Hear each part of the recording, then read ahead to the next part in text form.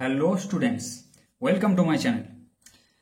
আজকে আমি তোমাদের ক্লাস 10 ম্যাথের রায় মার্টিন প্রশ্ন বিচিত্রার মডেল কোশ্চেন পেপার 21 যেটা রয়েছে সেটা সলভ করাবো। এর আগে আমি অলরেডি মডেল কোশ্চেন পেপার 1, 2 এর 1, 2, 3 আর 4 নম্বর দাগ আমি সলভ করে দিয়েছি, এবং এছাড়াও এর সাথে সাথে আমি মডেল কোশ্চেন পেপার 1 এর যে দীর্ঘ উত্তরধর্মী যে কোশ্চেনগুলো রয়েছে, অর্থাৎ 5 থেকে যেগুলো 5, 6, 7, 8 এগুলো আমি সলভ করে রেখেছি।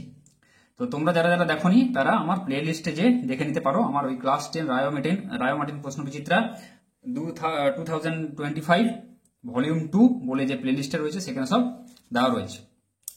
তো এইভাবে আজকে আমি 21 করাচ্ছি। তো এইভাবে আমি কি করব, এরপরে 20, 29, 18, 17, 16, 15 এভাবে করতে করতে যাব।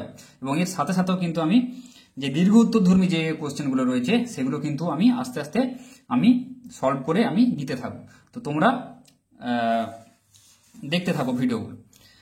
আর যারা যারা চ্যানেলটিকে সাবস্ক্রাইব করেছো তাদেরকে অসংখ্য ধন্যবাদ, এবং যারা যারা সাবস্ক্রাইব করোনি এখনো তারা সাবস্ক্রাইব করে দাও আর বেল আইকনটি প্রেস করে দাও যাতে তোমরা কোনো নোটিফিকেশন মিস না করো। তো চলো শুরু করছি মডেল কোশ্চেন পেপার 21। দেখো প্রথমে কি বলেছে, দেখো এমসিকিউ 1 দাগের 1, কোনো মূলধনের 10 বছরের সরল সুদ স্ববৃদ্ধি মূলের 3/8 অংশ হলে সুদের হার কত হবে? ঠিক আছে, তাহলে কি বলেছে, কোনো মূলধনের 10 বছর টাইম দেওয়া রয়েছে, কত টাইম দেওয়া রয়েছে এখানে হচ্ছে 10 বছর। তাহলে টি হচ্ছে আমি এখানে লিখে দিলাম 10 বছর।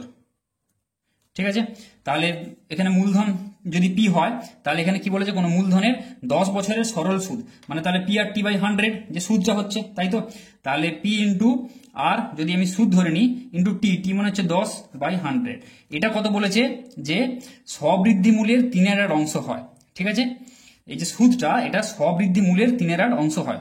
তাহলে হচ্ছে স্ববৃদ্ধি মূল কত হবে 10 বছর পর যেটা, তাহলে এমনি যেটা আসল সেটা তো হবেই, থাকবেই, plus P into R into 10 P R টি, তাই তো। টি হচ্ছে 10 বছর বাই 100, তাহলে এটা স্ববৃদ্ধি মূল হলো 10 বছর পর টোটাল। এর 3/8 অংশ হচ্ছে এই যে সুদটা। ঠিক আছে, 10 বছরের সুদ। তাহলে হচ্ছে তাহলে সুদের হার কত, এখানে আর এর ভ্যালুটা এখান থেকে বের করতে হবে, তাই তো। তাহলে এখানে কোনাকুনি গুণ করে দাও, তাহলে 8 কত P into R into 10/100 equal to এখানে 3 ইন্টু পি, 3পিটাকে কমন নিয়ে নিচ্ছি। ঠিক আছে, 3 যেটা আছে পিটাকে আমি বাইরে কমন হিসেবে আমি বের করে দিচ্ছি। তাহলে কত হচ্ছে 1 প্লাস এখানে কত হবে 10 ইন্টু আর বাই 100 হয়ে যাবে, 10 ইন্টু আর বাই 100। তাহলে এখান থেকে আমরা কি করবো, দেখো এখানে পি এখানে কেটে দাও। আচ্ছা, এখানে 10 10 100, তাই তো। তাহলে কত হবে, আর এখানে 2 4 8, 2 5 10, তাহলে 4r/5 হয়ে যাচ্ছে, তাই তো। 4r/5 ইকুয়াল টু এখানে হচ্ছে 3 ইন্টু এখানে 1 প্লাস এখানে 10 10 100, তাহলে r/10।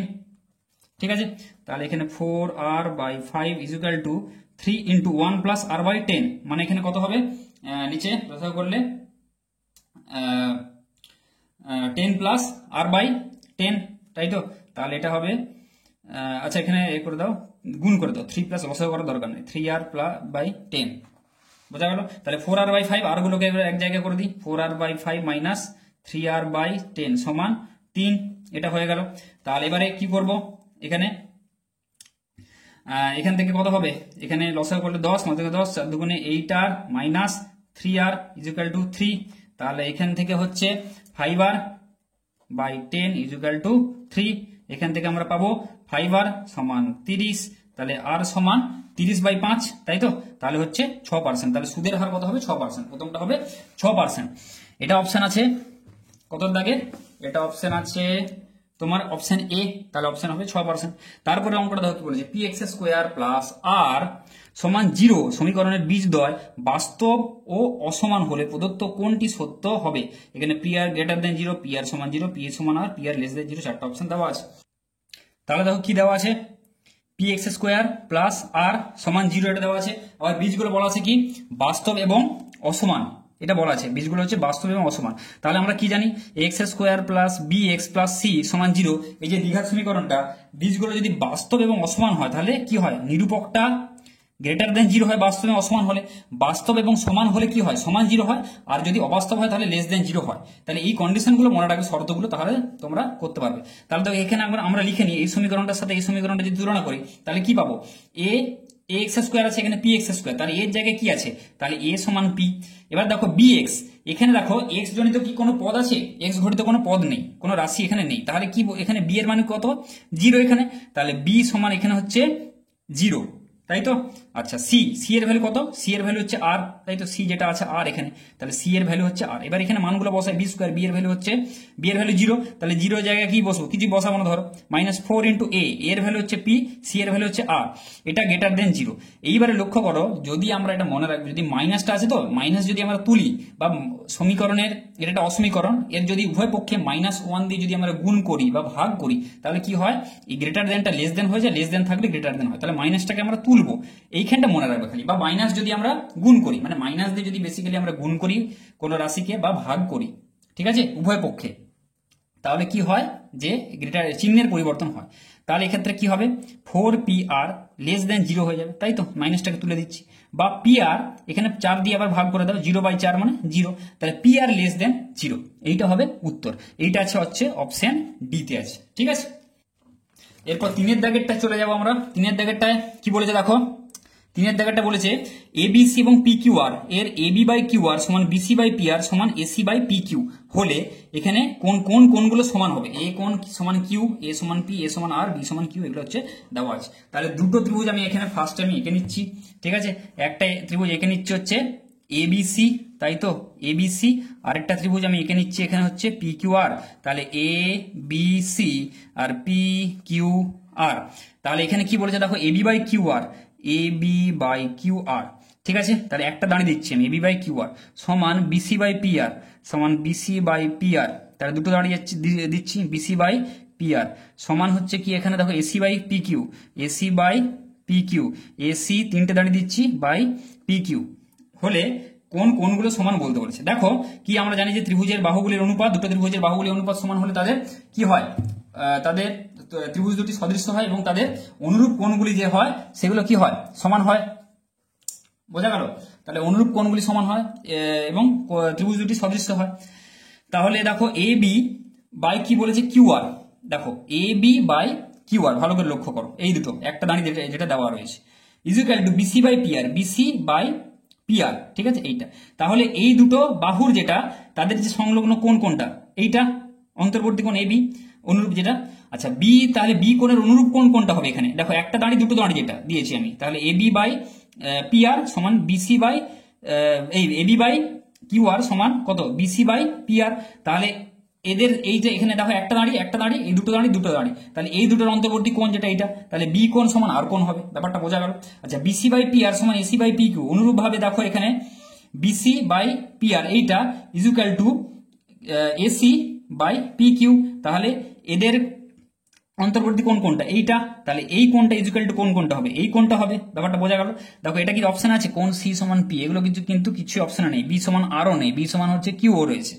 এবার দেখো আরেকটা দেখো কি বলেছে, এসি বাই পি কিউ সমান এবি বাই কিউ আর, এখানে বলতে পারি, তাই তো, তাহলে এসি বাই পি কিউ, দেখো তিনটে দাঁড়ি, তাই তো, তাহলে এইটা, আর এবি বাই কত Q R, AB by Q R, দেখো একটা দাঁড়ি, তাহলে হচ্ছে এখানে 3 আর এই যে একটা দাঁড়ি এর মধ্যবর্তী কোণ যেটা, এখানে 3 আর এই যে একটা দাঁড়ি এদের মধ্যবর্তী কোণ, ঠিক আছে, এই দুটো এই কোণের অনুরূপ কোণ কিউ কোণ, তাহলে হয়ে যাচ্ছে, বোঝা গেল। মানে যে দুটো বাহুর অনুপাত সমান হবে তাদের অনুরূপ কোণগুলো সমান, মানে তাদের মধ্যবর্তী কোণগুলো আমরা নেবো, এক্ষেত্রে এটা ইম্পর্টেন্ট জিনিস।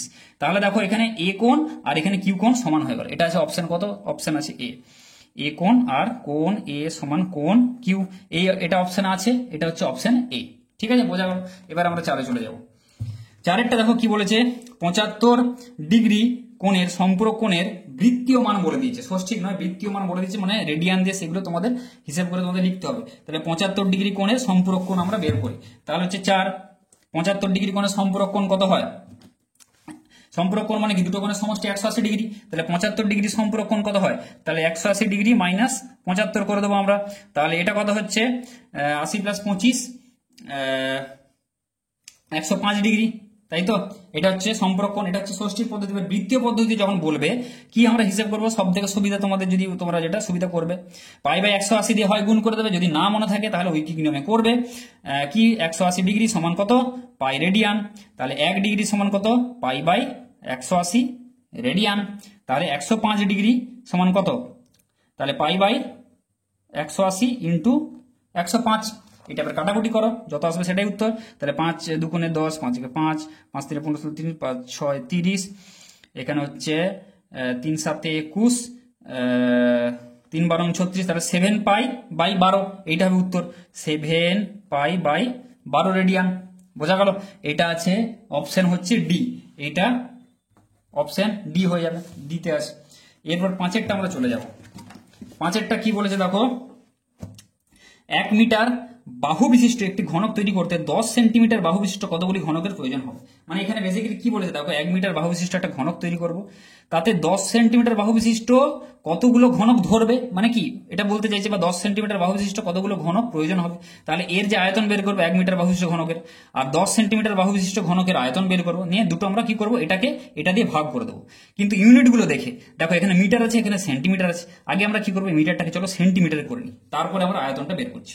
তাহলে 1 মিটার সমান কত সেন্টিমিটার, আমরা জানি 1 মিটার সমান হচ্ছে 100 সেন্টিমিটার, তাহলে 1 মিটার সমান 100 সেমি। বোঝা গেল?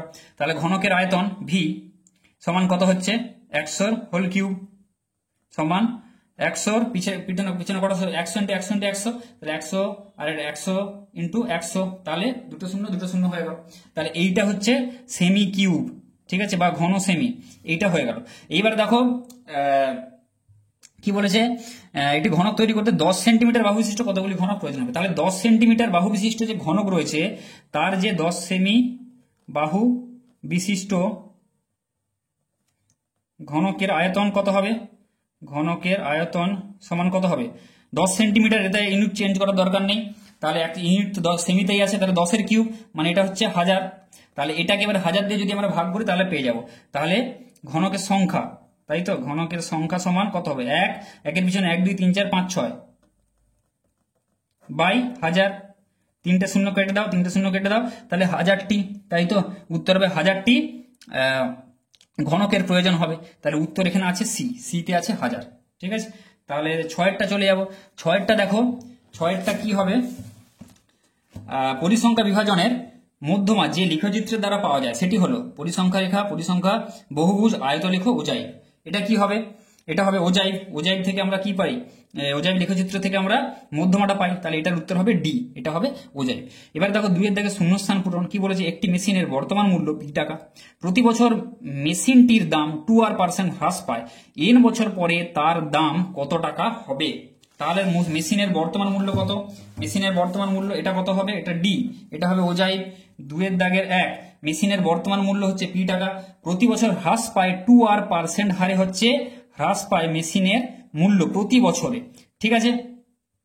তাহলে কত হবে, কত বছর পর, তাহলে n বছর পর মেশিনটির মূল্য কত হবে।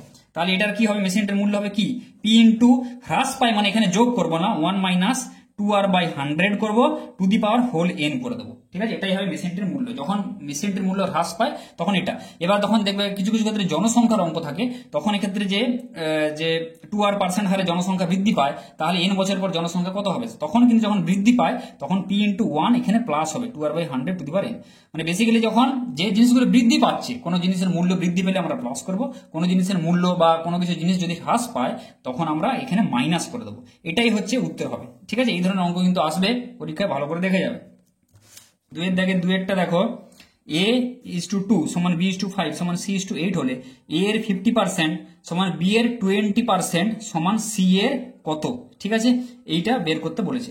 তাহলে কি বলেছে দেখো, 2-এর দাগের 2-এরটা a/2, তাই তো, সমান b:5 সমান c:8 হলে এবং a এর 50% সমান b এর 20%, c এর কত পার্সেন্ট হবে। তাহলে a/2 এখানে কত বলা আছে, b/5 সমান c/8। আবার কি বলেছে, a এর 50% মানে হচ্ছে 50a/100, এটা বলা আছে, সমান আবার কি বলেছে, b এর 20% মানে কি a into 20/100, b into 20/100, b এর 20% বলা আছে, সমান c এর কত পার্সেন্ট। তাহলে এটাকে আমরা হিসাব করলে a/2 হচ্ছে, এটা হচ্ছে 20×5=100, তাহলে এটা কি হচ্ছে, a/2 সমান b/5, এটা হয়ে যাচ্ছে।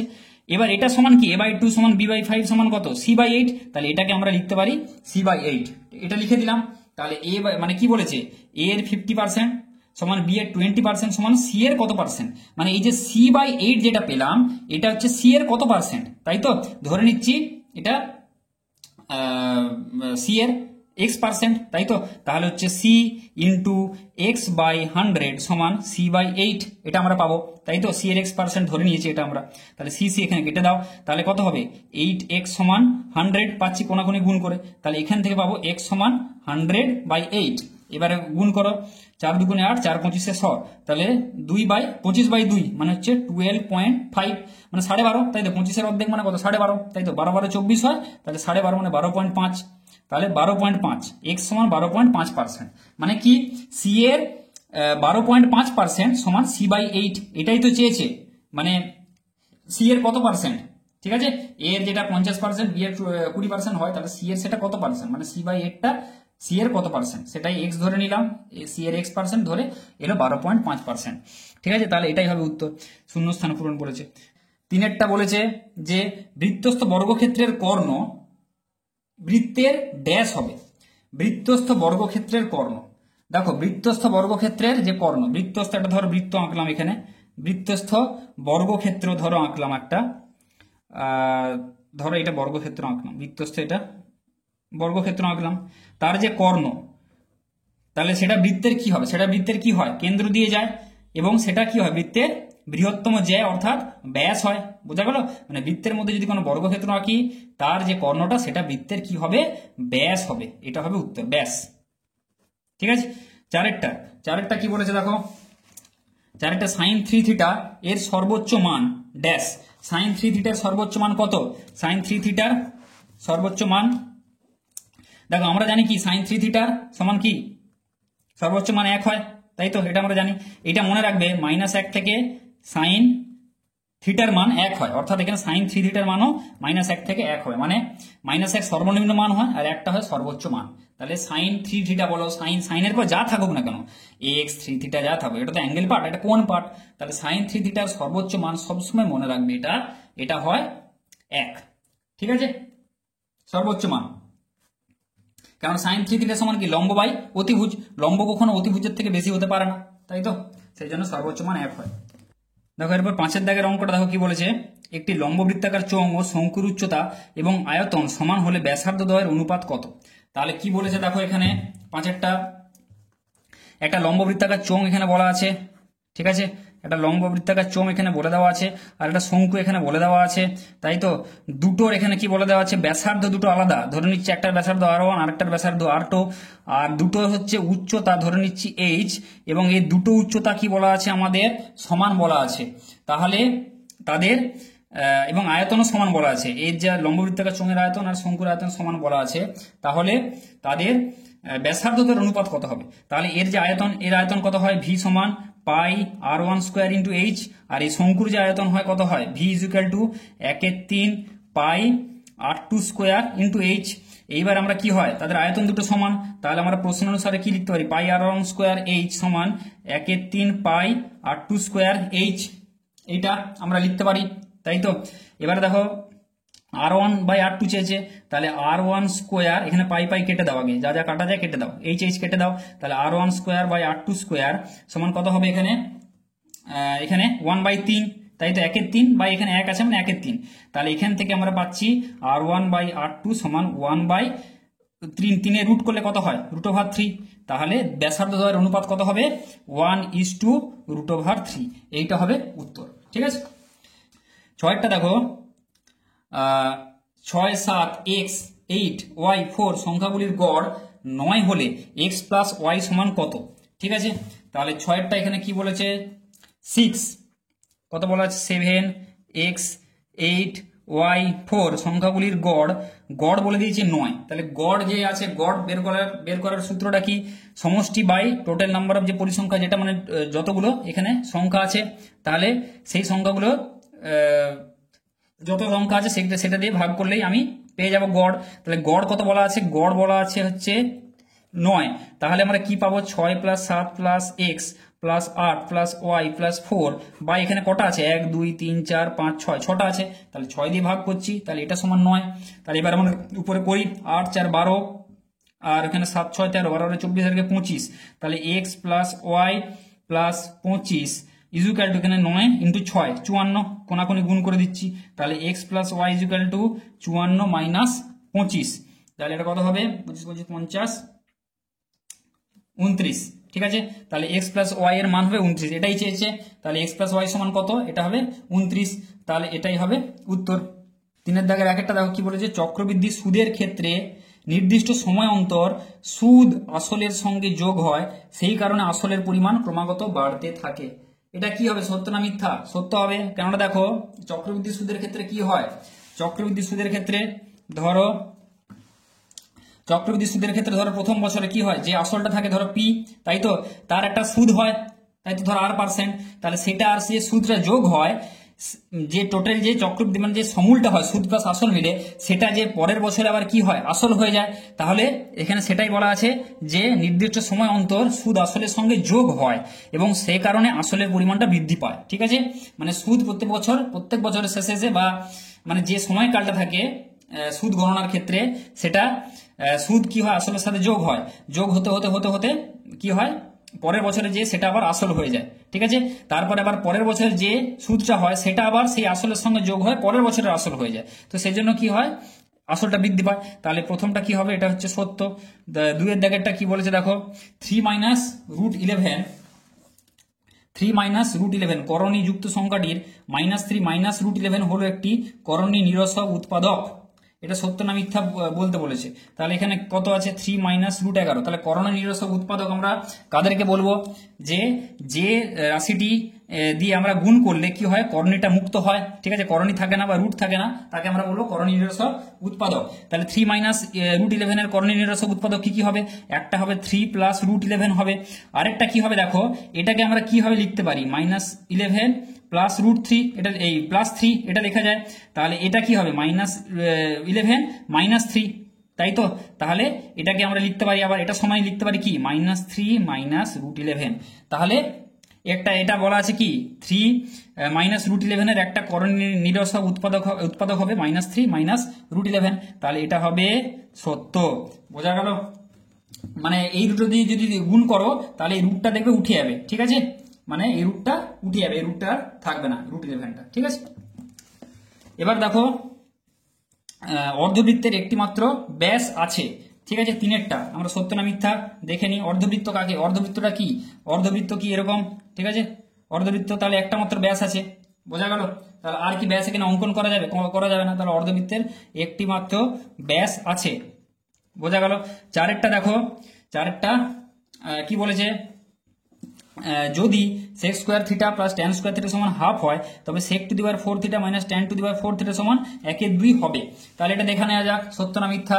sec স্কয়ার থিটা এখানে কি বলেছে, sec square theta plus tan square theta সমান এখানে বলে দিয়েছে হাফ, তাহলে আমাদেরকে হিসেব করে বলতে বলেছে sec two the power 4 theta minus tan two the power 4 theta এটা সমান হাফ হবে, এটা হচ্ছে বলতে বলেছে, এটা দেওয়া আছে, স্টেটমেন্টটা দেওয়া আছে। তাহলে দেখো এখানে আমরা কি জানি, এটা সমান আমরা লিখতে পারি sec স্কয়ার থিটা তার whole square minus tan square theta তার হোল স্কয়ার, এটা বলতে পারি, মানে লেফট হ্যান্ড সাইডটা আমরা যদি এখানে ধরি, তাই তো। তাহলে এটার মান কি, এটাকে এ ধরো a স্কয়ার মাইনাস b তার হোল স্কয়ার, মানে এখানে কি হচ্ছে sec square theta plus tan square theta into sec square theta minus tan square theta, তাই তো। এবার দেখো sec square theta plus tan square theta কত বলা আছে, হাফ, তাহলে এখানে আমি হাফ বসিয়ে দিচ্ছি into sec square theta minus tan square theta, এটার মান কত 1 আমরা জানি, তাহলে এটা ইনটু 1, তাহলে কত হচ্ছে হাফ। তাহলে দেখো এটাই বলা আছে sec two the power 4 theta minus tan two the power 4 theta সমান হাফ, তাহলে এটা হয়ে যাবে কি, এটা হয়ে যাবে আমাদের সত্য, ঠিক আছে। বোঝা গেল, sec square theta minus tan square theta sin square theta plus cos square theta সমান 1, এই জিনিসগুলো মনে রাখবে। cosec square theta minus cot square theta সমান 1, এই জিনিসগুলো তোমাদের কিন্তু মনে রাখতে হবে, যে এটা তোমরা যেন দেখেই বলতে পারো আচ্ছা এটা মান 1, ঠিক আছে। তোমাদের হয়তো অসুবিধা হতে পারে, বা এখানে তোমরা জানো কি 1 প্লাস tan স্কয়ার থিটা সমান sec স্কয়ার থিটা, তাই তো, মানে এই ফর্মুলাটা তোমরা জানো হয়তো, তাই তো, মানে 1 প্লাস tan স্কয়ার থিটা সমান কি sec স্কয়ার থিটা, তো সেটাই তো এখান থেকে এটা এসেছে sec square theta minus tan square theta সমান 1, তাই তো, sec square theta minus tan square theta সমান 1, এটাকে এইভাবে আমরা লিখতে পারি। কাজেই এটা মনে রাখতে হবে, এটা মনে রাখলে কিন্তু তোমরা এটা এখান থেকে কিন্তু ফরমেশন করতে পেরে যাবে, ঠিক আছে। কাজে যে কোনো একটা তোমরা মনে রাখতে পারো।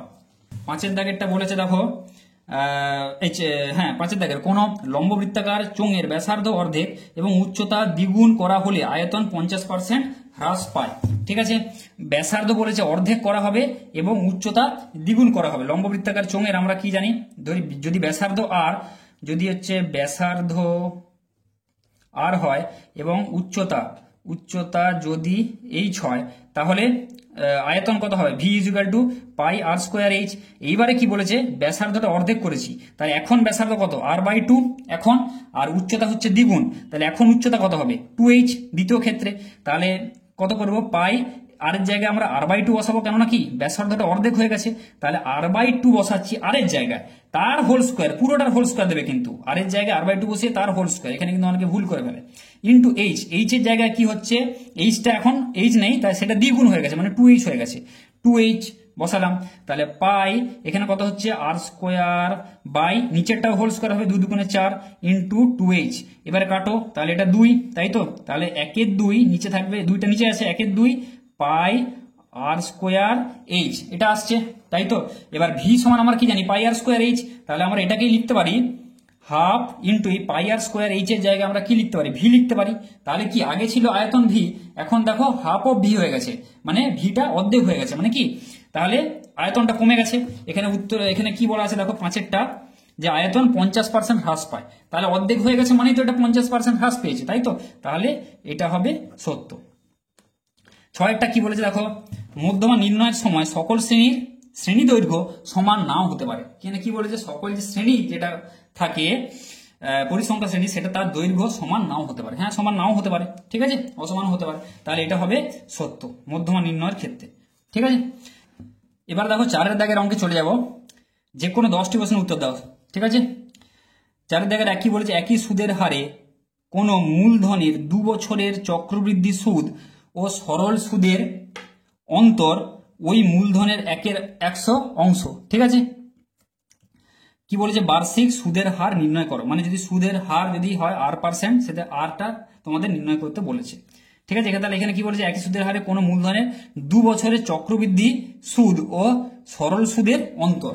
ঠিক আছে, ওই মূলধনের 1/100 অংশ, তাহলে ধরি সুদের হার এখানে r%, তাহলে মূলধন সমান p টাকা আমি ধরেছি, t সমান এখানে 2 বছর বলা আছে, টাইম, যেগুলো বলা আছে আগে কোশ্চেনে, সব যে কোনো অঙ্ক করার নিয়ম হচ্ছে যেগুলো আগে কোশ্চেনে বলা আছে সেগুলো আগে লিখে নেওয়া, যে তার যে গাণিতিক সংকেত আছে সেগুলো দিয়ে লিখে নেওয়া, সুদের হার আর মূলধন পি, তাহলে বের করতে আমাদের সুবিধা হবে ফর্মুলা বসে, বোঝা গেল। আর কি বের করতে হবে সেটা এখানে বলে দেওয়া, তাহলে এগুলো আমরা জেনে গেছি, যে সুদের হারে মূলধন আর টি হচ্ছে আমরা বের করে, মানে এগুলো ধরে নিয়েছি। এবার পি টাকার 2 বছরের চক্রবৃদ্ধি সুদ, পি টাকার 2 বছরের চক্রবৃদ্ধি সমূল কত হয়, P into C 1 + r/100 to the power whole n, তাহলে এখানে টু দি পাওয়ার হোল টি, মানে টি মানে বা এন যা ধরো, এখানে উপরে যে এনটা থাকে সেটা কি বছর থাকে, এটা 2 বছর, তাহলে P into 1 + r/100 to the power, এখানে 2 বছর মানে 2 হয়েছে, তাই তো। এটা হলো কি চক্রবৃদ্ধি সমূল, মানে টোটাল সুদ প্লাস আসল মিলিয়ে 2 বছর পর, তার থেকে যদি আসলটা বাদ দিই, আসল কি মূলধন যেটা পি মাইনাস পি, সেটা হচ্ছে তাহলে কি চক্রবৃদ্ধি সুদটা পেয়ে যাবো আমরা, সেই জন্য আমরা আসলটাকে বাদ দিলাম। ঠিক আছে, আচ্ছা, এবার পি টাকা 2 বছরের সরল সুদ, সেটা কি পি আর টি বাই 100, মানে P into R into T, মানে হচ্ছে 2 বছর, তাই তো, বাই 100। এবার কি বলেছে, এই যে চক্রবৃদ্ধি সুদ আর সরল সুদের যে পার্থক্যটা, সেটা কত, মূলধনের 1/100 অংশ, মানে মূলধন হচ্ছে পি, তার 1/100 অংশ। ঠিক আছে, মানে চক্রবৃদ্ধি সুদ, এই যে এটা হচ্ছে চক্রবৃদ্ধি সুদ যদি হয় এটা, আর এটা হচ্ছে সরল সুদ, তাদের যে তফাৎটা সেটা হচ্ছে মূলধনের 1/100 অংশ। এবার তাহলে এখান থেকে আরটা আমরা বের করব, কি করে বের করবো দেখি, তাই তো। তাহলে এখান থেকে দেখো, আমরা যদি এখান থেকে পিটা কমন নিচ্ছি, তাই তো, পিটা এখান থেকে কমন নিয়ে নাও, পি কমন নিলে কত হবে, 1 + r/100 হোল স্কোয়ার মাইনাস, এখানে 1 হয়ে যাচ্ছে, তাই তো, মাইনাস, তাহলে 2r/100 হয়ে যাচ্ছে, ইকুয়াল টু, মানে এটা ব্র্যাকেট দিচ্ছি, ইকুয়াল টু p/100, তাহলে এখান থেকে পি আর পিটা এখান থেকে কেটে দিলাম। তাহলে এবার হচ্ছে এটাকে হোল স্কোয়ারের সূত্রে ভাঙবো, কত হচ্ছে 1, মানে a + b এর হোল স্কোয়ার, তাহলে 1 স্কোয়ার মানে 1 প্লাস 2 ইন্টু 1 ইন্টু r/100, মানে 2r/100 প্লাস এখানে কত r/100 এর হোল স্কোয়ার, মানে r স্কোয়ার বাই কত 100 স্কোয়ার, এটা 100 স্কোয়ারই রাখছি। ঠিক আছে, মাইনাস 1 মাইনাস 2r/100 সমান কত, এখানে পিটা তো কেটে গেছে, তাহলে 1/100, বোঝা গেল। তাহলে এখান থেকে আমরা পাবো কি, 1 1 কেটে দাও, 2r/100 এখান থেকে কেটে দাও, তাহলে এখানে কত হচ্ছে r স্কোয়ার বাই, এখানে r স্কোয়ার বাই 100 ইন্টু 100, তাই তো, সমান 1 এর 100, বোঝা গেল। তাহলে এখান থেকে আমরা পাবো একটা 100 আমরা কেটে দিতে পারি, তাহলে আর স্কোয়ার বাই 100 আমরা কত পাচ্ছি 1। তাহলে এখান থেকে পাবো কত, কোনাকুনি যদি গুণ করো আর স্কোয়ার সমান 100, তাই তো। তাহলে এখান থেকে পাবো আর সমান 10, তাহলে সুদের হার কত 10%, তাহলে সুদের হার সমান 10%, এটাই হবে উত্তর। ঠিক আছে, এবার দেখো 2 এর দাগেরটা, 4 এর দাগের 2, 4 এর দাগের 2 কি বলেছে দেখো, এ ও বি, ঠিক আছে, এ ও বি যথাক্রমে 15,000 টাকা ও 45,000 টাকা দিয়ে একটি ব্যবসা শুরু করলো। 6 মাস পরে বি লভ্যাংশ হিসেবে 3,030 টাকা পেল। ঠিক আছে, এর লভ্যাংশ কত, বোঝা গেল, এটা বের করতে বলেছে। তাহলে এ আর বি এর মূলধনের অনুপাত কত, 15,000 টাকা, মানে এটাকে আমরা কি করেছি, শূন্য কেটে দিয়েছি, 3টা শূন্য, 15:45, মানে 15 × 15, 15 × 3 45, 1:3। তাহলে এ ও বি এর মূলধনের অনুপাত 1:3। এবার 6 মাস পর বি লভ্যাংশ হিসেবে কত পেল, 3,030 টাকা সে লভ্যাংশ পেল। এবার ধরি এ ও বি এর লভ্যাংশ যথাক্রমে, এবার দেখো কি বলেছে, যে মূলধনের অনুপাত যেটা, তাদের যে এ ও বি এর মূলধনের অনুপাত, সেটাই কি হবে লভ্যাংশের, সেই অনুযায়ী তারা লভ্যাংশটাও পাবে, তাই তো মূলধনের অনুপাতে হবে সেটা। তাহলে তাদের লভ্যাংশের অনুপাত হচ্ছে 1:3। তাহলে এবার আমরা লভ্যাংশ ধরে নিয়েছি, ধরি এ ও বি এর লভ্যাংশ যথাক্রমে যখন অনুপাত থাকবে তখন কিছু একটা ধরে নেবে, ধরি একটা এখানে x ধরেছি, ও 3x, 1x একটা, 3x একটা, তাই তো। তাহলে 1x কে আমরা x লিখেছি, লভ্যাংশ যথাক্রমে x, আর এখানে 3x, মানে x টা সাধারণ অনুপাত হিসেবে ধরে নিয়েছি। এবার প্রশ্ন অনুসারে 3x টা কি বি এর লভ্যাংশ যেটা, ঠিক আছে, বি এর যে লভ্যাংশ সেটা 3x, সেটা কি 3,030 টাকা বলা আছে, তাহলে 3x = 3,030, তাহলে x = 3,030/3, তাহলে এটা হচ্ছে 1,010 টাকা, বোঝা গেল, x সমান 1,010। এবার তাহলে এর লভ্যাংশ কত, এর লভ্যাংশ কত ছিল x, এটাই তো ছিল এর লভ্যাংশ, এটা ধরেছিলাম, তাহলে এর লভ্যাংশ সমান 1,010, এটাই হবে উত্তর। ঠিক আছে, 3 এর অঙ্কটা কি বলেছে দেখো, 4 এর দাগে 3, a² + b² সমানুপাতিক a² - b² হলে প্রমাণ করো যে a সমানুপাতিক b, এটা হচ্ছে প্রমাণ করতে বলেছে। 3 এর দাগে দেখো এটা হলে প্রমাণ করো যে a সমানুপাতিক b। তাহলে আমরা কি করব দেখো, a² + b² সমানুপাতিকটা ওঠানোর জন্য কি দিতে হয়, সমান আমরা কি দিচ্ছি, একটা কে একটা সমানুপাতিক ধ্রুবক দিচ্ছি, ইন্টু a² - b², বোঝা গেল। তাহলে এটা দিলাম, তাই তো, যেখানে কি হচ্ছে অশূন্য একটা ধ্রুবক। এবার এটাকে আমরা নিচে নিয়ে চলে আসছি, তাহলে অর a² + b² ভাজিত a² - b² সমান কে, বোঝা গেল। এবার দেখো কি করবো আমরা, কে মানে দেখো নিচে কত আছে, 1 আছে, কিছু নেই, মানে এটাকে এবারে কি করবো আমরা, উভয় পক্ষে যোগ ভাগ প্রক্রিয়া করব, যোগ ভাগ। তাহলে কি হচ্ছে যোগ ভাগ, মানে কি a² + b² লব প্লাস হর, মানে প্লাস a² - b², বোঝা গেল, ডিভাইডেড বাই লব, লবে যা যা আছে লিখবো a² + b² মাইনাস হর, মানে minus a² - b² minus a², এবার দেখো মাইনাস আছে, এই মাইনাসে আর এই মাইনাসে প্লাস হয়ে যাবে এটা, তাহলে b² = এবার এই পক্ষেও কিন্তু আমাদের যোগ ভাগ করতে হবে, নিচে কত আছে 1 আছে, মানে k + 1/k - 1, বোঝা গেল। এবার দেখো কি করব, এখানে দেখো কি কাটবে, b² কেটে গেল, এখানে নিচে a² কেটে গেল, তাহলে উপরে কত থাকলো a² + a² মানে 2a² বাই নিচে থাকবে b² + b² 2b² সমান k + 1/k - 1, এটা থাকবে। তাহলে এখানে 2 2 কেটে দাও। এইবার দেখো a² সমান কি, এইটা k + 1/k - 1, তাহলে এবার আমরা যদি a/b করতে চাই, মানে রুট করে দিচ্ছি, a/b সমান কি হবে, কেন রুটটা করলাম, যে a ভ্যারি, যে a সমানুপাতিক আমাদের দেখাতে বলছে, আমাদের a² বলেনি কিন্তু, সেই জন্য আমরা সবসময় a নিয়ে আসবো, a/b নিয়ে চলে এলাম। তাহলে সব জিনিসের কিন্তু কারণ আছে কেন করছি, √k + 1/k - 1, তাহলে এখানে এবার a সমান কি নিয়ে যাব, b টাকে গুণ করে দেবো ওইদিকে, তাহলে কত হবে √k + 1/k - 1 ইন্টু b, বোঝা গেল। এবার এটা কি ধ্রুবক, তো এই পুরোটা এটা কি ধ্রুবক, তাহলে এর জায়গায় আমি কিছু লিখতে পারি, ধরো একটা কিছু লিখে দিলাম, a সমান ধরো m লিখে দিলাম, m ইন্টু বা c লিখে দিলাম b, ঠিক আছে। এবার এই ধ্রুবকটাকে যদি তুলতে যাই তাহলে আমরা কি দিচ্ছি, সমানুপাতিক দিয়ে দিচ্ছি, তাহলে a সমানুপাতিক b, দেখো এটাই হচ্ছে আমাদের প্রমাণ করতে বলেছে, a সমানুপাতিক b, দেখো এটাই হচ্ছে চলে এলো a সমানুপাতিক b, তাহলে হচ্ছে প্রমাণিত। ঠিক আছে, এবার দেখো 4 এর দাগের অঙ্কটা কি বলেছে, x² - x সমান k × 2x - 1 সমীকরণ দ্বয়ের বীজদ্বয়ের সমষ্টি ও গুণফল সমান হলে k এর মান কত হবে। ঠিক আছে, এটা নির্ণয় করতে বলেছে। বীজদ্বয়ের কি বলেছে সমীকরণে, বীজদ্বয়ের সমষ্টি ও গুণফল সমান। তাহলে আগে এটাকে সর্বপ্রথম কি করবো, এটা দ্বিঘাত সমীকরণের অঙ্ক দেখে বুঝতে পারছো। তাহলে দ্বিঘাত সমীকরণ আকারে আগে সাজাবো, মানে সবসময় মনে রাখবে A X square plus B X plus C, এই আকারে সবসময় আমরা সাজাবো। এই যে কোনো সমীকরণকে এই আকারে আমরা সাজাবো, X square plus B X plus C সমান 0, এই আকারে আমরা সাজাবোই সাজাবো। তাহলে আগে দেখো এখানে কি করছি, এখানে হচ্ছে এইটাকে লিখছি এক্স স্কোয়ার মাইনাস এক্স সমান, এখানে গুণ করে দিচ্ছি 2kx, এখানে মাইনাস কে, তাই তো। তারপরে হচ্ছে এখানে নিয়ে আসছি এক্স স্কোয়ার, এবার এক্স গুলোকে এক পাশে নিয়ে আসবো, তাহলে মাইনাস 2kx মাইনাস এক্স যেটা আছে লিখছি, আচ্ছা মাইনাস কে সবগুলোকে এক পাশে নিয়ে চলে আসছি, ইজ ইকুয়াল টু 0। তাহলে এক্স স্কোয়ার এখানে হচ্ছে দেখো, এখানে যদি মাইনাস, এখানে যদি এক্সটাকে আমরা কমন নিই, মাইনাস এক্স কে আমরা কমন নিলে কত হবে, মাইনাস এক্স ইন্টু এখানে কত হবে 2k plus 1 minus K is equal to 0। ঠিক আছে, তাহলে এটা হলো। তাহলে এবার দেখো আরো ভাবে লিখছি এক্স স্কোয়ার, এই আকারে সাজিয়ে দিচ্ছি একদম, এক্স স্কোয়ার মাইনাস এইটাকে আগে লিখছি যাতে সুবিধা হয় বোঝা, আবার কিছু না লিখলেও হবে, 2k plus 1 into X minus K সমান 0, বোঝা গেল। এবারে কি বলেছে দেখো, বীজদ্বয়ের সমীকরণের বীজদ্বয়ের সমষ্টি ও গুণফল সমান। ঠিক আছে, সমীকরণের বীজদ্বয়ের সমষ্টি ও গুণফল। তাহলে সমীকরণের বীজদ্বয় যদি কি হয়, এর আলফা প্লাস বিটা যদি হয় তাহলে কত হয়, মাইনাস বি বাই এ হয়, আর আলফা বিটা আমরা জানি সি বাই এ হয়, তাই তো। তাহলে এই সমীকরণটার ক্ষেত্রেও এখানে আমরা যদি হিসেব করি, এক্ষেত্রে আলফা প্লাস বিটা সমীকরণের সমষ্টি মাইনাস বি বাই এ, তাহলে আলফা প্লাস বিটা আমরা এই সমীকরণের ক্ষেত্রে এবার বের করি, আলফা প্লাস বিটা এই ক্ষেত্রে আমরা বের করছি। ঠিক আছে, যদি ধরে নিচ্ছি বীজ দুটো হচ্ছে আলফা প্লাস বিটা, তাহলে মাইনাস বি বাই এ, তাহলে এক্ষেত্রে বি কোনটা, বি এর ভ্যালুটা আগে আমরা লিখে ফেলি, এখানে হচ্ছে এ সমান কোনটা 1, বি সমান আগে সবসময় এখানে যদি আমরা লিখে নিই, তাহলে বি সমান কত হবে, এই সমীকরণের সঙ্গে তুলনা করবে, এখানে কিন্তু আগে প্লাস আছে, তাহলে এখানে x square plus minus of এইটা আছে বি এর ভ্যালু, সবসময় কিন্তু এখানে প্লাস থাকবে, এটা মনে রাখবে, প্লাস প্লাসের পর যা থাকবে, প্লাসের পর এখানে কি আছে দেখো মাইনাস আছে পুরোটা, মানে মাইনাস 2k প্লাস 1, এইটা হচ্ছে বি এর মান মাইনাস 2k প্লাস 1, আর সি এর ভ্যালু কত, সি এর ভ্যালু এখানেও প্লাস, প্লাসের পর কি আছে এখানে প্লাস ইন্টু এখানে কত আছে মাইনাস কে, তাহলে মাইনাস কে, সি এর ভ্যালু হচ্ছে মাইনাস কে, তাহলে সি হচ্ছে মাইনাস কে, তিনটা ভ্যালু আমরা পেয়ে গেলাম।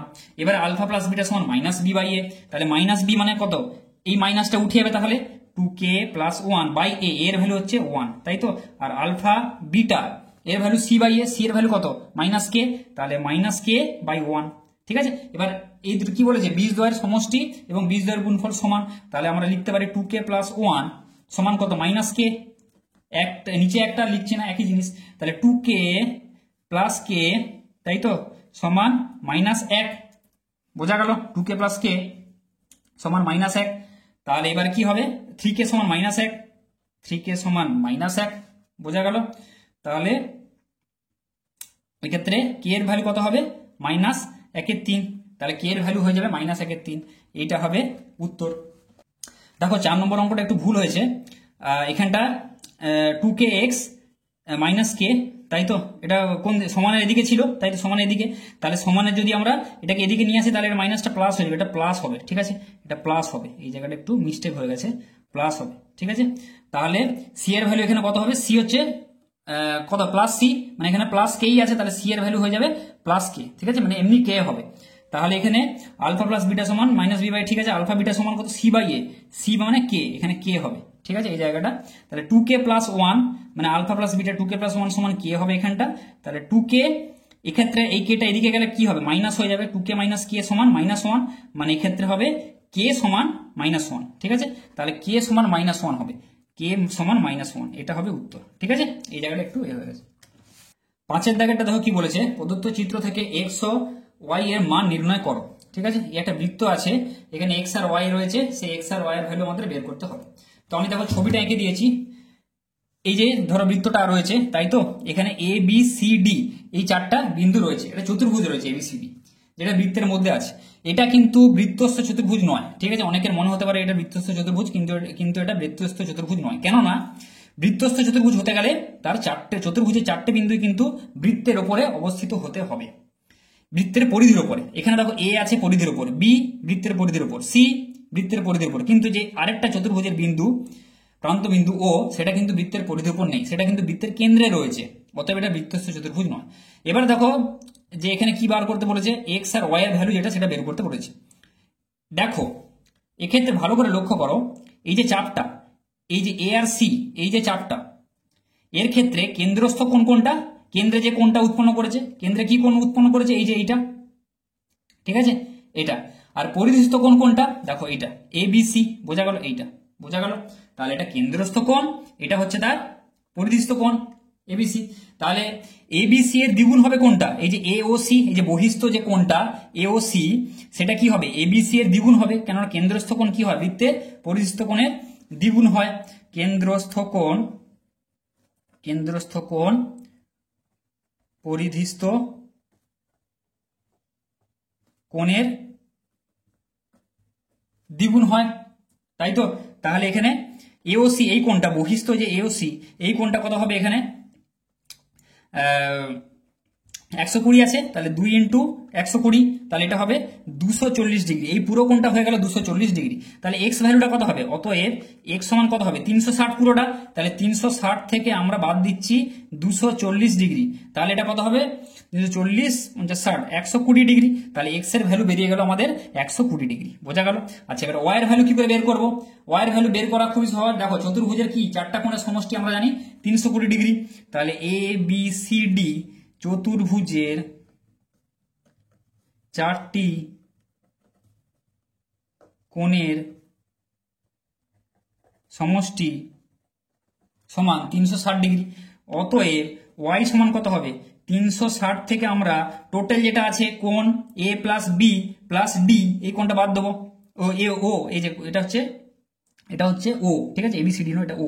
তাহলে 30 ডিগ্রি, এই কোণটা বাদ দেবো, প্লাস এখানে কোণটা 120 ডিগ্রি, ঠিক আছে, প্লাস এই যে এক্স, এক্স এর ভ্যালু কত বেরিয়েছে 360 ডিগ্রি, তাই তো, এই 120 ডিগ্রি, এইটা বাদ দেবো আমরা, ঠিক আছে, যেটা হয় দেখি।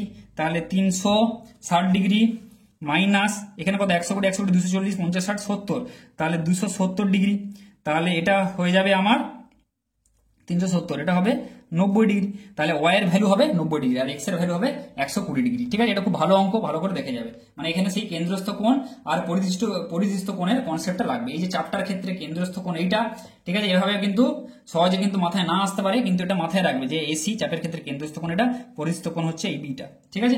7 দাগের বলেছে যে এবিসি এর ডি লম্ব বিসি, এডি সমান এক্স, বিডি সমান এক্স প্লাস 3, এই সমান এক্স মাইনাস 2, ইসি সমান এক্স মাইনাস 4 হলে এক্স এর মান কত, ঠিক আছে।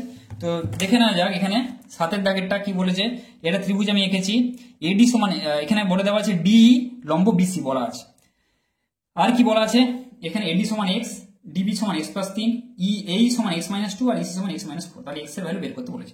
তাহলে আমরা কি জানি, থ্যালাসের উপপাদ্য অনুযায়ী জানি, থ্যালাসের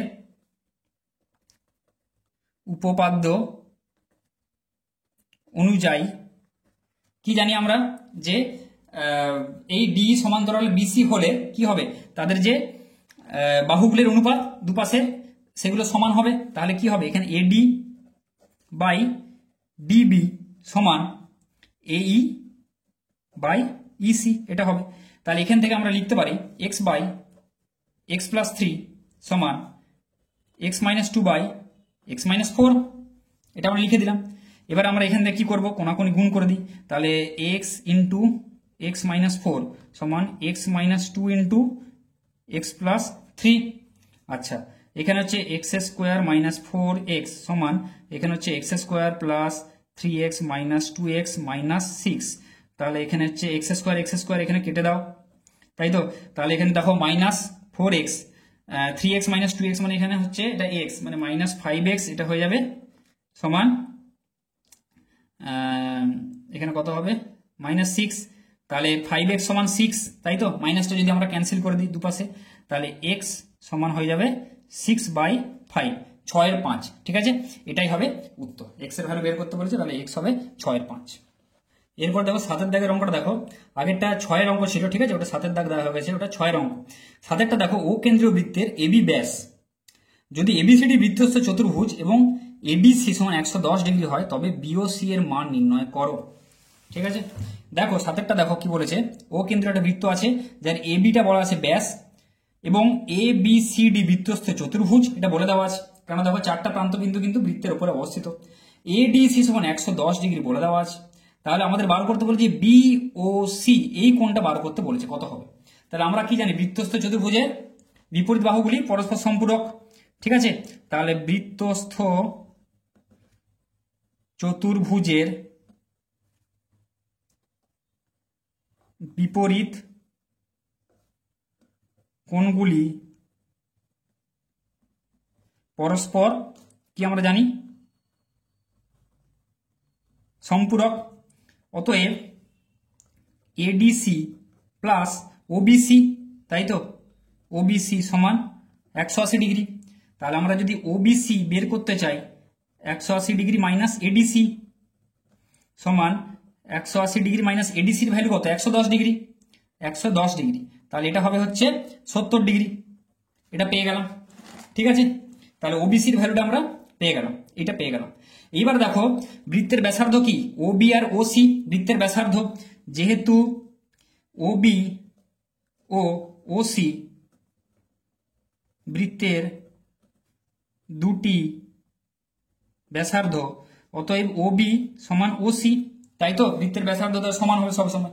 এইবারে তাহলে ত্রিভুজ ওবিসি, এই ত্রিভুজটার ক্ষেত্রে ওবিসি এর ক্ষেত্রে কি হবে, দেখো ওবি সমান ওসি মানে কি, এটা সমদ্বিবাহু ত্রিভুজ, ওবি আর এ ওসি এই দুটো বাহু হচ্ছে কি সমান, তাহলে কি তাদের বিপরীত কোণগুলো সমান হবে, মানে কি এই বাহুটার বিপরীত কোণ মানে কোনটা, এইটা, আর এই বাহুটার বিপরীত কোণ এইটা, তাহলে এই কোণটার এই কোণটা সমান হবে।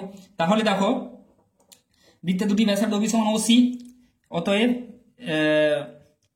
ত্রিভুজ ওবিসি এটা কি সমদ্বিবাহু ত্রিভুজ, ঠিক আছে। অতএব এখানে কি হচ্ছে দেখো, কোণ ওবিসি সমান কোণ আমরা লিখতে পারি ওসিবি, বোঝা গেল। আবার দেখো কোণ ওবিসি সমান কত বেরিয়েছিল, 70 ডিগ্রি, তাহলে কোণ ওবিসি সমান কোণ ওসিবি সমান আমরা লিখতে পারি 70 ডিগ্রি, দুটোই 70 ডিগ্রি হবে, বোঝা গেল। এই দুটো কোণই হচ্ছে তাহলে 70 ডিগ্রি হবে, এটাও 70, এটাও 70। আমাদের চেয়েছে কোনটা, বিওসি এই কোণটা, তাহলে কি 180 থেকে এইটা প্লাস এইটা বিয়োগ করলেই আমাদের এইটা পেয়ে যাব। তাহলে কোণ বিওসি সমান আমরা লিখছি, অতএব কোণ বিওসি সমান 180 ডিগ্রি মাইনাস এখানে কত হবে, ওবিসি প্লাস ওসিবি, মানে দুটোই তো 70 ডিগ্রি, তাহলে দুটোই 70 ডিগ্রি যদি আমরা বিয়োগ করে দিই তাহলে আমরা পেয়ে যাবো 180 ডিগ্রি মানে 70 দুগুণে 140 ডিগ্রি, তাহলে এটা হয়ে যাবে উত্তর 40 ডিগ্রি, বিওসি সমান 40 ডিগ্রি, বোঝা গেল। এভাবে আমরা করব। তাহলে 180 থেকে এই 70 আর এই 70 এই দুটো আমরা মানে বাদ দিয়ে দিলাম, কেননা কি এটা সমদ্বিবাহু ত্রিভুজ, এই দুটো বাহু সমান, এই দুটো কোণও সমান, তাহলে এটা হবে 40 ডিগ্রি। এরপর দেখো 8 এর দাগের অঙ্কটা দেখো কি বলেছে, 4 cosec square alpha plus 9 sine square alpha এর সর্বনিম্ন মান নির্ণয় করো, যেখানে আলফা সমান 0 থেকে 90 ডিগ্রি ভ্যালু দেওয়া আছে, ঠিক আছে। সর্বনিম্ন ভ্যালু এখানে বের করতে বলেছে। তাহলে এটা কি করে করবো, দেখো 4 cosec square alpha 9 sine square alpha, cosec square alpha মানে আমরা কি জানি, এটা কার অনন্যক, সাইনের অনন্যক, তাহলে এটাকে আমরা লিখছি 4 বাই সাইন স্কয়ার আলফা লিখতে পারি, কেননা কোসেক স্কয়ার আলফা সমান 1 বাই সাইন স্কয়ার আলফা, সেটাই লিখলাম, প্লাস 9 যেটা আছে এটা লাগছি সাইন স্কয়ার আলফা। এবার আমরা কি করব, দেখো এটাকে কি লিখছি 2 বাই সাইন আলফা তার হোল স্কয়ার, এটাকে লিখতে পারি, আর এটাকে আমরা কি লিখতে পারি 3 সাইন আলফা তার হোল স্কয়ার, লিখতে পারি কি পারি না, লিখতে পারি। তাহলে এ স্কয়ার প্লাস বি স্কয়ার, দেখো এটাকে এ ধরো এটাকে বি ধরো, এ স্কয়ার প্লাস বি স্কয়ার মানে কি একটা সূত্র আছে দেখবে, তাহলে কি 2 সাইন আলফা এ স্কয়ার প্লাস বি স্কয়ারের সূত্র কি এ মাইনাস বি এর হোল স্কয়ার, মানে মাইনাসের সূত্রটা আমরা কিন্তু লাগাবো, প্লাস 2ab মানে 2 into 2 by sine alpha into 3 sine alpha, মানে সূত্রটা হচ্ছে এটা A square plus B square সমান এ মাইনাস বি এর হোল স্কোয়ার প্লাস 2ab, এই সূত্র আমরা কিন্তু লাগালাম, ঠিক আছে। তাহলে 2 by sine alpha minus 3 sine হচ্ছে এটা 2 ইন্টু এ মানে এটা ইন্টু বি মানে 3 সাইন আলফা। এবার এখানে কাটো সাইন আলফা কেটে গেল, তাহলে এক্ষেত্রে কি হচ্ছে দেখো এটা এই রাশিটার মান হচ্ছে 2 সাইন আলফা মাইনাস 3 সাইন আলফার হোল স্কোয়ার প্লাস 2 দুগুণে 4 3 12 হচ্ছে, তাই তো। এবারে দেখো তাহলে এই রাশিটার মান, এই যে রাশিটার মান এটা সমান কি, এটা পেলাম। এবারে দেখো হোল স্কোয়ার আছে, হোল স্কোয়ার যে কোনো জিনিসের যদি হোল স্কোয়ার করো সেটা কি সবসময় পজিটিভ, তুমি -2 এর হোল স্কোয়ার করো কত হচ্ছে 4, কেননা মাইনাসের হোল স্কোয়ার করলে সবসময় সেটা পজিটিভ আসছে, -3 এর হোল স্কোয়ার করলে কত হয় 9, তাই তো, মাইনাসটা উঠে যাচ্ছে।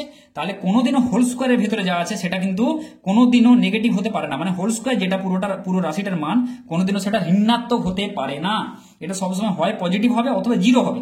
মানে যদি ধরো এই পুরো রাশিটা জিরো হয় তাহলে এটা জিরো হয়ে যাবে, কিন্তু কখনো ঋণাত্মক হবে না। তাহলে এই রাশিটা সর্বনিম্ন মান কখন হবে? যখন এই রাশিটা জিরো হয়ে যাবে তোমার, তাই তো? এই রাশিটার সর্বনিম্ন মান কত? জিরো। তাহলে এটা যখন জিরো হয়ে যাবে তখন এই পুরো রাশিটার মান সর্বনিম্ন হবে। সর্বনিম্ন মান কখন কত হবে? 0 + 12 মানে 12। ব্যাপারটা বোঝা গেল? আর সব ক্ষেত্রে দেখো এগুলো কি হয়? পজিটিভ। 1 2 3 4 2 3 4 5 6 এগুলো হলে কি হবে? এগুলো 12 থেকে বেশি হয়ে যাবে। 12 + 1 মানে 13, সেটা 12 থেকে বেশি হয়ে যাচ্ছে, সর্বনিম্ন মান তো হচ্ছে না। তাহলে সর্বনিম্ন মান তখনই হবে যখন এই রাশিটি ঋণাত্মক হবে। ঠিক আছে, এভাবে তোমরা লিখবে সর্বনিম্ন মান, রাশিটি সর্বনিম্ন মান তখনই হবে যখন এই 2/sin α - 3sin α এর হোল স্কোয়ার রাশিটি মান ঋণাত্মক বললাম, এর রাশিটির মান 0 হবে। ঠিক আছে, অতএব তখন সর্বনিম্ন মান হবে 12। ঠিক আছে, বোঝা গেল? সর্বনিম্ন মান সমান 12। ঠিক আছে, আশা করি বোঝা গেল।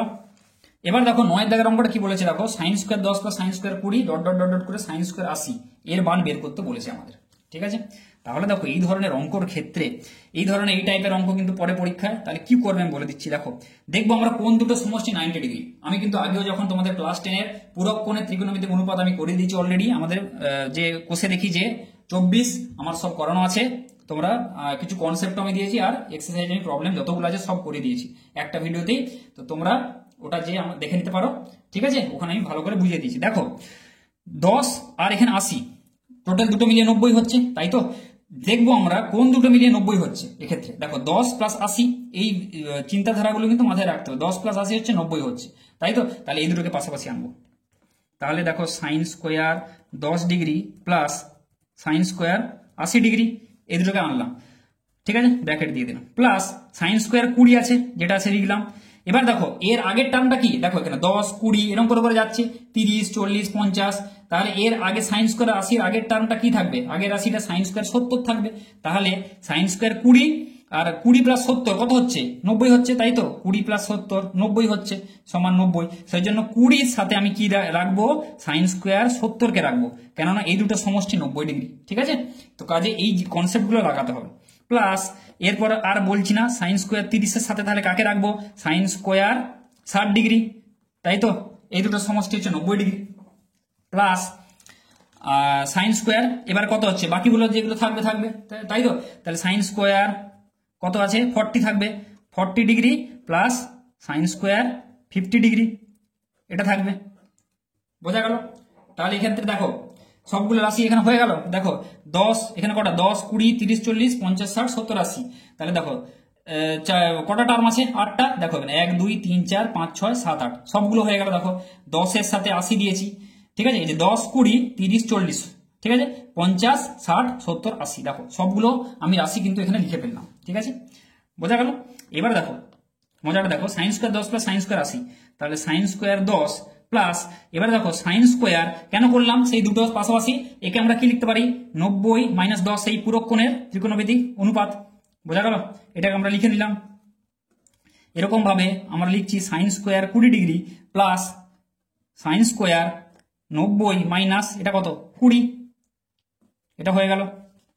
প্লাস sin² 30 ডিগ্রি প্লাস, আচ্ছা এটার মান তো জানো, এটাকে করার দরকার নেই একদম। sin² 30 এর মান কত? sin 30 এর মান হাফ, তাহলে sin² 30 এর মান কত?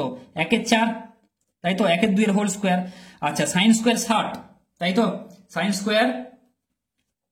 60, এটা মান বসালেও হবে না বসালেও হবে, আমি মানটা বসিয়ে রেখে দিচ্ছি। sin 60 এর মান কত? √3/2, তাহলে sin 60 এর এটা কি আছে? হোল স্কোয়ার, তাহলে √3/2 হোল স্কোয়ার মানে কত? 3/4। ঠিক আছে, তাহলে এটা হয়ে গেল একটা। প্লাস এখানে দেখো sin² 40, এটাকে সেম ভাবে সাজাবো, sin² 40 প্লাস sin², এটা কত হবে? 90 - 40, এটা লিখে দিলাম। এবার দেখো মজাটা দেখো, sin² 10 প্লাস দেখো sin² কি? sin 90 - থিটা মানে কি জানো? cos theta. sin 90 - থিটা মানে cos থিটা। এখানে দেখো sin 90 - 10 মানে কি? cos 10, তার স্কোয়ার আছে মানে কি হবে? cos স্কোয়ার হয়ে যাবে, cos² 10 ডিগ্রি, সেই পূরক কোণের ত্রিকোণমিতিক অনুপাত। প্লাস sin² 20, আর বলছি না, এগুলো কি? সেই cos² 20 হয়ে যাবে। প্লাস এটা 1/4 প্লাস 3/4, এই দুটো যোগ করবে, এটা কত হবে? 4/4 হয়ে যাবে। প্লাস sin² 40 প্লাস এটা কত হবে? cos² 40 ডিগ্রি হয়ে যাবে। এবার দেখো sine square 10 plus cos square 10, sine square theta plus cos square theta সমান কত হয় 1, plus sine square 20 plus cos square 20 এর মান কত 1, 4 4 4 4 কেটে কত হবে 1, plus sine square 40 plus cos square 40, তাই তো এটার মানও 1, তাহলে 4টা 1 যোগ করলে কত হয় 4, এটাই হবে উত্তর। বোঝা গেল? এইভাবে অঙ্কটা করতে হবে। এই ধরনের অঙ্ক থাকলে কিন্তু এইভাবে করবে। অঙ্কটা পুরো দেখে নাও যেমন ভাবে বললাম, আশা করি বুঝে গেছো। তাহলে দুটো যে দুটো কোণের সমষ্টি 90 তোমার দেখে মনে হচ্ছে, হিসাব করে দেখবে সেই দুটো কোণকে পাশাপাশি রেখে একটা চেঞ্জ করে ফেলবে, এরকম ভাবে সাইন 90 ডিগ্রি মাইনাস থিটার আকারে লিখে ফেলবে। ঠিক আছে, যে কোনো কিন্তু একটাই চেঞ্জ করবে, দুটো কিন্তু চেঞ্জ করবে না। ঠিক আছে, এটা আমি বলেছি, আমি চ্যাপ্টারটা পড়ানোর সময় বলেছি। ঠিক আছে, এবার দেখো 10 এর দাগের অঙ্কটা আমরা চলে আসছি। একটি লম্ববৃত্তাকার শঙ্কুর আয়তন 539 ঘন সেমি। শঙ্কুটির লম্ব উচ্চতা যদি ব্যাসার্ধের 12 গুণ হয় তবে উচ্চতা কত? ঠিক আছে, তাহলে লম্ববৃত্তাকার শঙ্কুর আয়তন বলা আছে 539 ঘন সেমি, এটা বলে দেওয়া আছে, আর উচ্চতা চেয়েছে। ঠিক আছে, তাহলে 539 ঘন সেমি আয়তন বলে দেওয়া আছে, ধরি লম্ব উচ্চতা h, তাহলে কি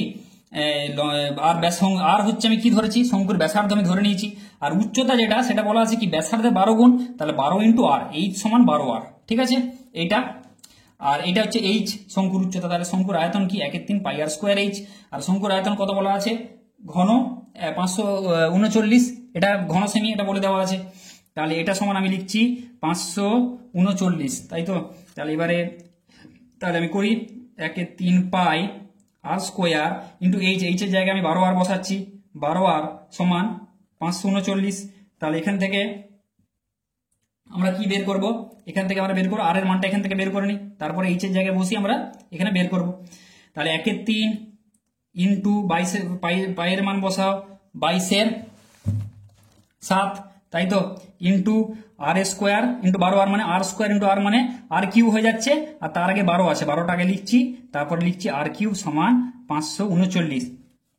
তাহলে এখানে আর কিউব সমান কত হবে 539, তিনটা ওদিকে গেলে কি হবে ভাগ আছে গুণ হয়ে যাবে, 22/7 আছে, এটা কি হবে ভাগ হয়ে যাবে, সব ভাগ হলে কি হয় উল্টে যায়, তাহলে 7 নিচে রাখছি আমি 22, আর এই 12টা গুণ হিসেবে আছে, এটা ভাগ হয়ে যাবে। ব্যাপারটা বোঝা গেল?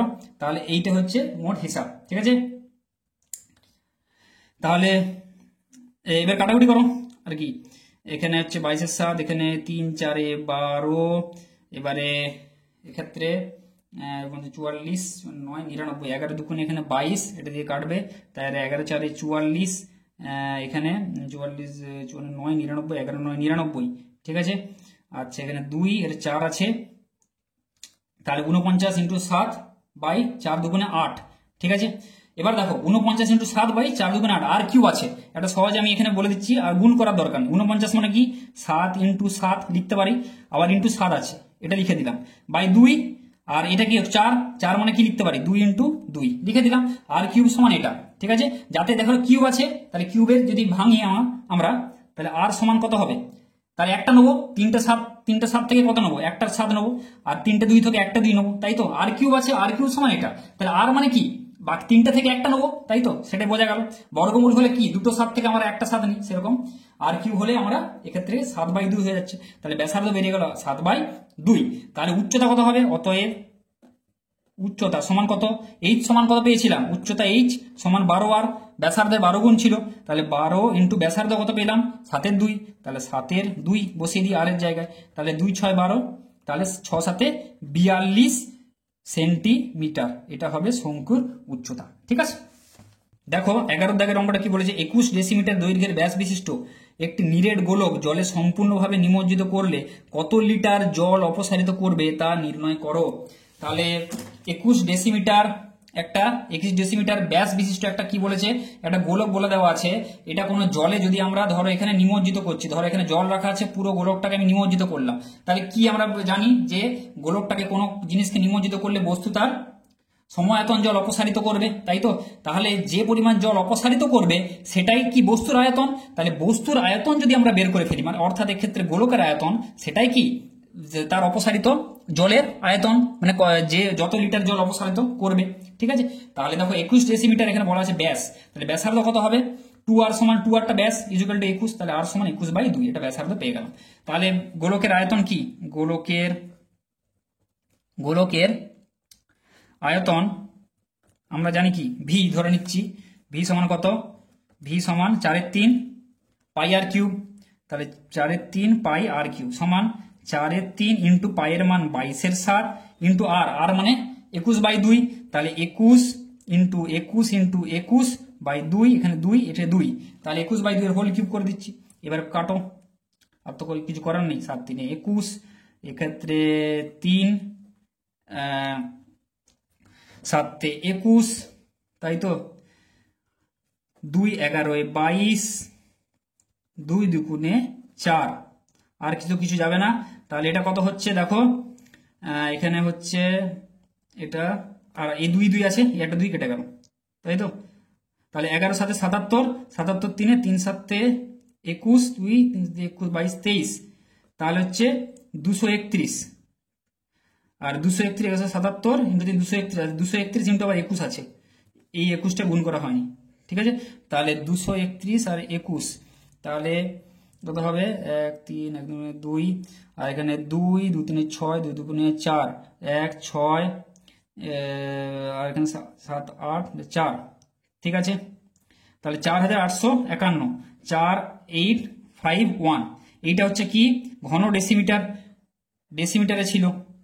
আর আমরা জানি কি, এটা মনে রাখবে 1 ঘন ডেসিমিটার সমান 1 লিটার, ঠিক আছে। তাহলে এত ঘন ডেসিমিটারকে আমরা লিখতে পারি, তাহলে জল অপসারণ করবে 4851 লিটার পরিমাণ জল, লিটার জল অপসারণ করবে, কেননা যত ঘন ডেসিমিটার বেরিয়েছে সেটাই লিটার, ঠিক আছে, একই, 1 ঘন ডেসিমিটার সমান 1 লিটার, ঠিক আছে। এটা মনে রাখবে যে 1 মিটার কিউব সমান 1000 লিটার, এটা মনে রাখবে 1 মিটার কিউব সমান 1000 লিটার, ঠিক আছে। দেখো 12 দায়ের অঙ্কটা কি বলেছে, 31টি সংখ্যার গড় 50, যদি প্রথম 16টি সংখ্যার গড় 46 এবং শেষ 16টি সংখ্যার গড় 53 হয়, তবে 16তম সংখ্যাটি কত, ঠিক আছে। দেখো এই অঙ্কটা দেখো, ভালো করে দেখবে, কি বলে দিয়েছি, 31টা সংখ্যা আছে, ঠিক আছে। টোটাল এখানে ধরো 1 2 3 4 করে ডট ডট ডট করে 1 2 3 4 করে 31টা সংখ্যা আছে। তাহলে প্রথম যে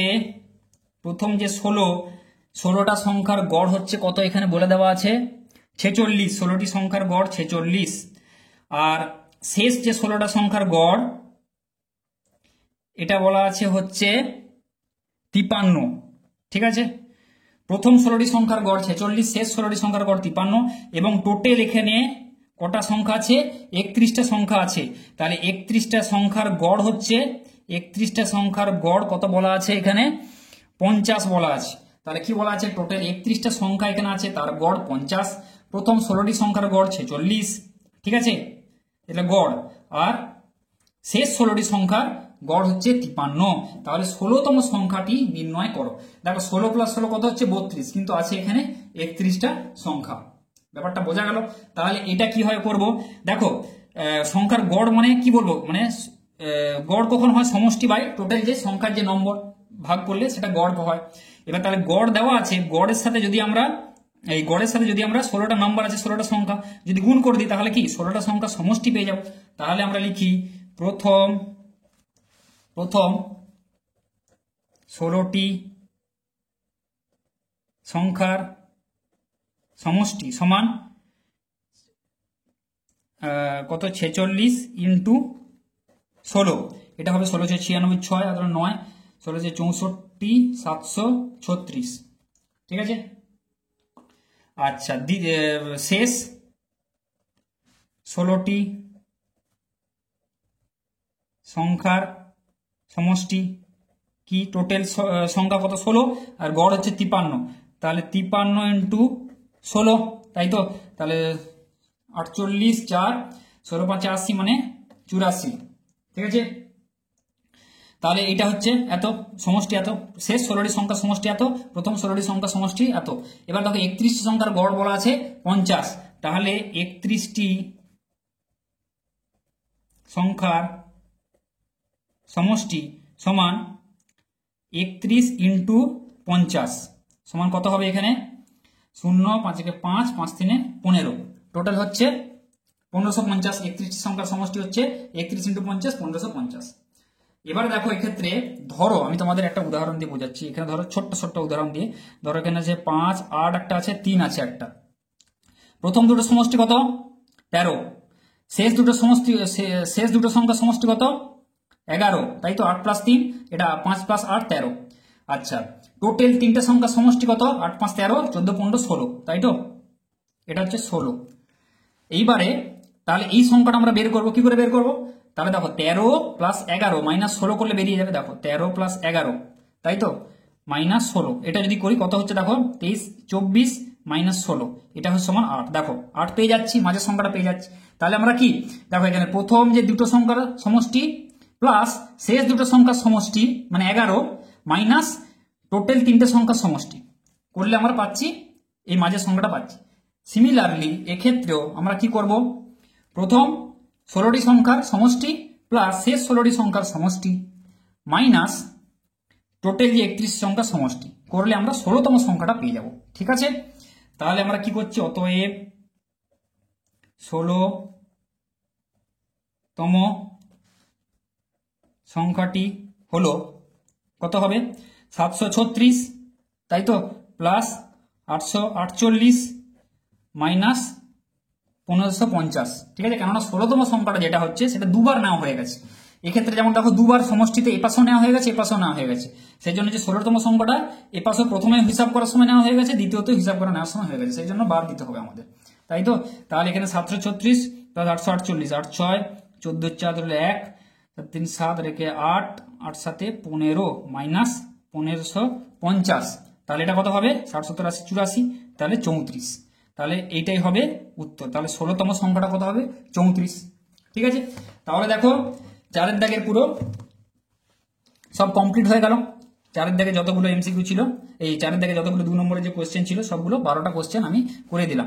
তারপর এরপর দেখো যে দীর্ঘ উত্তরধর্মী যেগুলো আছে 5 6 7 8 যেগুলো আছে, ঠিক আছে, পরে যেগুলো রয়েছে দীর্ঘ উত্তরধর্মী যেগুলো সব আমি আস্তে আস্তে করে আমি দিতে থাকবো ভিডিও। এরপরে যেটা মডেল কোশ্চেন করাবো 20 19 18 17 এভাবে আমি করাবো। বা তোমরা যদি চাও যে 3 4 5 6 পরপর করতে, সেটা কমেন্ট করে জানো, আমি সেভাবে করাবো। আর যেগুলো যেগুলো আমি শর্ট কোশ্চেন মানে 1 2 3 4 করাচ্ছি, সেগুলোরই আমি কিন্তু লং কোশ্চেন আমি পরে তারপরে কিন্তু আমি দিতে আমি থাকবো। ঠিক আছে, তো ভিডিওটি যদি ভালো লাগে তাহলে লাইক করো, বন্ধুদের সাথে শেয়ার করো, চ্যানেলটিকে সাবস্ক্রাইব করো। আর যদি কিছু তোমাদের জিজ্ঞাসা থাকে, কোয়ারি থাকে, কমেন্ট থাকে, নিচে তা কমেন্ট সেকশনে লিখে জানাও।